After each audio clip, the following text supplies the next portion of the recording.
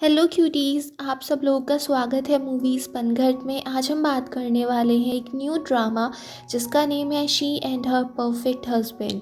Episode first start होता है हमारी फीमेल लीड क्विंशी से, जो कि एक लॉयर है और अभी वो एक होटल रूम में जाती है जहाँ पे दिखाते हैं क्वीन वेन्यू होटल रूम में होता है और उसके बाहर उसकी वाइफ खड़ी होती है। बट क्वीन वेन्यू ने गेट बंद कर रखा था और वो गेट खोल नहीं रहा था, जिस वजह से उसकी वाइफ अंदर नहीं आ पा रही थी और उसकी वाइफ बहुत ज़्यादा गुस्सा कर रही थी। बट क्वीन वेन्यू गेट नहीं खोल रहा था और इस चक्कर में क्वीन वेन्यू की वाइफ रैन मिमी एक हथौड़ा भी ले आती है उस गेट को तोड़ने के लिए। बट तभी वहाँ पे आ जाती है क्विंची और वो उसको मना करती है कि तुम इस हथौड़े का यूज़ नहीं कर सकते हो, वरना पुलिस आके तुमको ही पकड़ के ले जाएगी, इसलिए प्लीज़ तुम अभी थोड़ी साइड हटो। और फिर वो क्वीन वेन्यू से बात करती है, उसको डिवोर्स पेपर पकड़ा देती है कि तुम एटलीस्ट इन पेपर्स को तो देख लो। बट क्वीन वेन्यू उन पेपर्स को देखने से मना कर देता है। तो क्वीन ची कहती है कि चलो मुझसे ही बात कर लो। बट क्वीन वेन्यू कहता है मैं तुमसे तभी बात करूँगा जब तुम इन सबको बाहर से जाने दोगी। तो क्वीन ची जैसे तैसे करके वहाँ पे जितने लोग थे उन सबको बाहर भेज देती है। फिर वो होटल रूम खुलता है और वो क्वीन वेन्यू के रूम में जाती है। क्वीन वेन्यू क्विंची को दिखा रहा होता है कि रूम में कुछ भी नहीं है, बट तभी क्विंची को पता चल जाता है कि उसने रूम में क्लोजेट में एक लड़की को छिपा रखा था। और फिर वो उन दोनों के फ़ोटो क्लिक करने लगती है। क्वीन वेन्यू क्विंची से कहता है कि यार प्लीज़ फ़ोटो मत लो, मैं तो तुम्हारा भाई हूँ और तुम अपने भाई की हेल्प करने की बजाय उस बाहर की औरत की हेल्प करोगी। क्विंची कह देती है इस टाइम मैं एक लॉयर हूँ और मुझे तुम्हारी वाइफ ने हायर किया है। फिर दिखाते हैं क्विंची क्वीन वेन्यू और रैन मिमी को साथ में एक साथ बिठाती है और उनके सामने डिवोर्स पेपर रख देती है और कह देती है अब दोनों साइन कर दो। क्वीन वेन्यू कह देता है कि पहले रैन मिमी साइन करेगी तब मैं करूँगा, और रैन मिमी भी साइन करती नहीं है। क्विंची उन दोनों को समझाती है कि अब कोई चेंजेस नहीं होंगी, ये पहले ही 70th वर्जन है तुम्हारे डिवोर्स पेपर का, और अपनी हर छोटी मोटी लड़ाई में तुम मुझे बुला लेते हो। अगर तुम्हें डिवोर्स लेना नहीं है तो इस बात यहाँ तक पहुँचाओ भी मत ना। फिर वो अपने भाई को भी ये समझा देती है कि प्लीज़ फीमेल से थोड़ा दूर रहा करो और एटलीस्ट उनके साथ अकेले में तो बिल्कुल मत रहा करो। और फिर वो रैन मिमी को भी समझाती है कि थोड़ा बहुत अपने पति पे भी भरोसा कर लिया करो, एक रिलेशनशिप में ट्रस्ट भी तो होना चाहिए ना।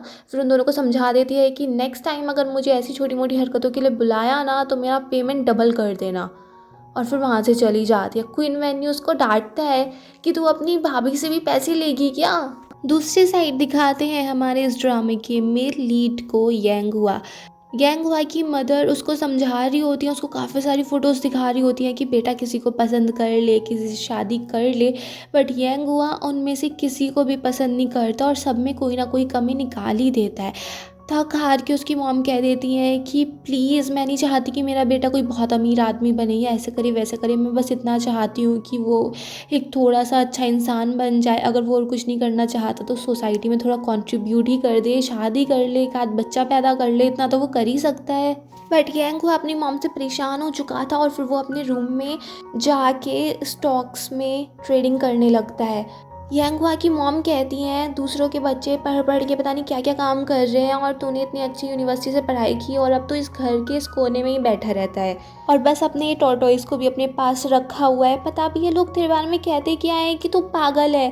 तभी वहाँ पे यंगवा के पापा आ जाते हैं, वो उसकी मॉम को थोड़ा सा संभालते हैं, समझाते हैं। बट यंगवा की मॉम बहुत ज़्यादा गुस्से में थी और वो कह देती हैं कि मैंने तेरे लिए एक लड़की सेलेक्ट कर लिया, उससे मिलना है तुझे, और वो बहुत अच्छी लड़की है, एक लॉयर है और उसका नाम है ली डाई। और इस बार मैं कोई फेलियर नहीं सुनूंगी, इस बार तुझे सक्सेसफुल होना ही है और ये डेट सक्सेसफुल होनी चाहिए, और अगर फेल हो गए तो इस घर से चले जाना। यंगवा कहता है कि मॉम मैंने भी तो रुपए दिए हैं इस घर के लिए, मुझे यहाँ पे रहने का अधिकार है, राइट है मेरा। बट उसकी मॉम कह देती है नहीं, मैं तुम्हें इस घर से निकाल दूंगी और अगर इतनी ही कैपेबल हो, इतनी हिम्मत है तो फिर कोर्ट में बात करेंगे आगे। यंगवा कहता है कि मॉम यार क्या बात कर रही हो। तो उसकी मॉम कह देती है अब से मॉम भी मत बोलना मुझे। तो यंगवा उनको आंट बोल देता है, जिसकी वजह से उसकी मॉम और ज़्यादा गुस्सा हो जाती हैं और उस पर अपना एक शूज़ फेंक के मारती हैं। फिर दिखाते हैं क्विंची अपने लॉ फर्म में जाती है और वहाँ पे उसको एक वीडियो कॉल आती है टेंगी हुई की। हुई अपने लिए शॉपिंग कर रही थी और वो थोड़े बहुत क्विंची से भी सजेशन मांग लेती है और उसको बताती है कि उसकी लॉ फर्म के वाइस प्रेसिडेंट की नीस वूफी उनके ही लॉ फर्म में आई हुई है, तो उसका थोड़ा बहुत ख्याल रख लेना। फिर क्विंची उस वूफी की पहचान कर लेती है और हुई उसको ये भी बताती है कि उसकी मेंटोर बियान जिंग भी इस लॉ फर्म से जाने वाली हैं। और अगर तुम्हारा बिहेवियर अच्छा रहेगा और तुम कोई प्रॉब्लम क्रिएट नहीं करोगी तो उसकी पोजीशन तुम लेने के काफ़ी ज़्यादा कैपेबल हो, और मैं तुम्हें उस पोजीशन के लिए रिकमेंड कर दूँगी। और फिर वो उससे कहती है कि रात को पार्टी में ना थोड़ा जल्दी आ जाना और अपने हस्बैंड को भी अपने साथ ले आना। क्विंची कहती है बट मेरा हस्बैंड अभी ना यहाँ पे नहीं है, वो स्लोवाकिया गया हुआ है, तो वो आ नहीं पाएगा। हुई कहती है कि 2 साल हो चुके हैं और मैं तेरे हस्बैंड से अभी तक नहीं मिली। अपनी थोड़ी पर्सनल लाइफ का भी ख्याल रखो और अपना ख्याल रखो थोड़ा सा, और अचानक से प्रेग्नेंट मत हो जाना और अचानक से डिवोर्स मत ले लेना। फिर दिखाते हैं क्विंची याद करती है कि जब उसने ये लॉ फर्म ज्वाइन की थी तो उसकी मेंटोर बियान चिंग ने ये बोल दिया था कि क्विंची एक मैरिड वुमेन है, क्योंकि वहाँ पे मैरिड वुमेन की जॉब लेने के चांसेस ज़्यादा हाई थे। बट ऑब्वियसली क्विंची की मैरिड नहीं थी। फिर दिखाते हैं रात को पार्टी में क्विंची काफ़ी लेट पहुंचती है और वो हुई को उसकी 20th वेडिंग एनिवर्सरी के लिए कॉन्ग्रेचुलेशंस बोलती है।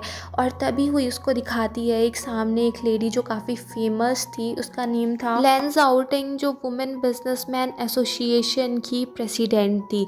और उनके यहाँ पे अभी एक लीगल एडवाइज़र की छुट्टी होने वाली थी, तो उनको एक न्यू लीगल एडवाइज़र चाहिए था। तो हुई क्विंची को यही समझा रही थी कि ये बहुत अच्छा चांस है और अगर तुम मिस लैन को मेरी साइड कर दो तो वो बियान चिंग वाली पोजीशन तो क्या जो तुम मांगोगी वो मैं तुम्हें दे दूंगी। चाहे तो अपनी लॉ फर्म की एक पार्टनर भी तुम्हें बना लूँगी, बट उनकी कंपनी का ये कसूल है कि वो डिवोर्सीज और सिंगल लेडीज से बात नहीं करते हैं। बट तुम्हारा अच्छा चांस है क्योंकि तुम मैरिड हो। फिर वो दोनों मिसेस लैन से बात करने जाते हैं और वहाँ पे क्विंची उनसे काफ़ी अच्छे से बात करने लगती है। तभी दिखाते हैं लॉयर ली डाई को ढूंढने के लिए यांगुआ उसी पार्टी में आ गया था, बट उसको वो अभी तक मिल नहीं रही थी। और तभी यांगुआ को टैंग हुई पहचान लेती और उसको तो पता था कि ये क्विंची का हस्बैंड है, बट यांगुआ को कुछ नहीं पता था। तभी टैंग हुई क्विंची से कहती है कि देखा तुझे सरप्राइज़ देने के लिए कौन आया और मुझे भी नहीं बताया था तूने। और जब क्विंची पीछे मुड़ के देखती है तो वो खुद शॉक्ड हो जाती है कि मेरा हस्बैंड, उसको वो खुद आज पहली बार जीते जागते ऐसे देख रही थी। फिर वो अचानक से यांगहुआ के पास जाती है, उसको किस कर देती है और फिर इस किस के चक्कर में यांगहुआ भी तो उसका ऐसे भेजा सा फ्राई हो गया था, तो क्विंची उसका हाथ पकड़ के ले जाती है और यांगहुआ भी चुपचाप वहाँ से चला जाता है। फिर क्विंची यांगहुआ को बताती है कि 2 साल पहले ऐसे हुआ था, मुझे जॉब चाहिए थी तो उसके लिए मुझे ये शो करना पड़ा कि मैं मैरिड हूँ, और फिर हमने नेट से एक फ़ोटो सर्च किया और वो तुम्हारा आ गया, तो इस चक्कर में तुम्हारा नाम ले लिया और तुम्हारा फ़ोटो दिखा दिया, तो सबको यही लगा कि तुम मेरे हस्बैंड हो। पर तुम चिंता मत करो, इससे तुम्हारी लाइफ में कोई प्रॉब्लम नहीं आएगी और तुम्हारा नाम लेके मैंने कभी कोई क्राइम नहीं किया है, तो प्लीज़ सब ठीक है और मैं तुम्हारी लाइफ में इंटरफेयर नहीं करूँगी, तो हम दोनों की लाइफ जैसी चल रही है वैसी चलती रहेगी। बट यांगहुआ को लगता है कि नहीं, जैसी चल रही है वैसी नहीं चलेगी, ये तुमने जो काम कर दिया है ना, इसकी वजह से मेरी लाइफ पे भी कुछ ना कुछ इफ़ेक्ट ज़रूर आएगा, तो इससे अच्छा ये है कि मेरी लाइफ में कुछ चेंजेस आए। सबसे पहले हम ये काम कर लेते हैं, हम डिवोर्स ले लेते हैं।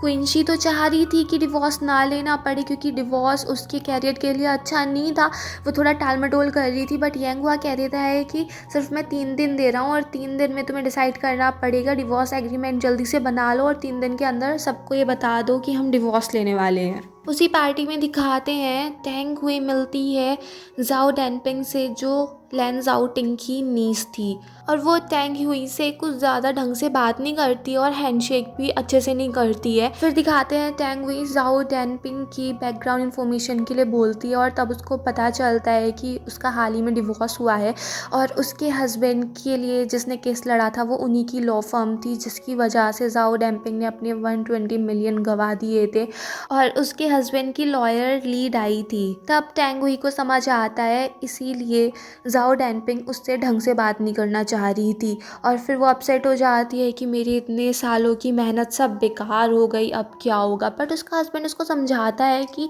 जब तक तुम कैपेबल हो कुछ नहीं बिगड़ा है, अब भी सब बातें संभल सकती हैं। और क्या हुआ, ये क्लाइंट चला गया तो हमें कुछ और मिलेंगे। पर टैंग हुई कहती है कि अगर हमें ये क्लाइंट मिल जाता तो इसके हिसाब से इसके आसपास के और भी ज़्यादा बिजनेस हमारे पास आ जाते जिससे हमारा बहुत ज़्यादा प्रॉफिट होता। बट उसका हस्बैंड उसको थोड़ा सा कंसोल करता है कि नहीं अभी भी सब ठीक है। फिर दिखाते हैं यांगहुआ जब अपने घर पे आता है तो वो अपना रूम खोल नहीं पाता, तो वो अपनी मॉम से पूछता है, मॉम आपने क्या किया? तो उसकी मॉम कहती हैं कि तुम्हारे जैसा बेटा नहीं है कोई मेरा, और इस घर से चले जाओ, मैंने तुमसे पहले ही बोला था।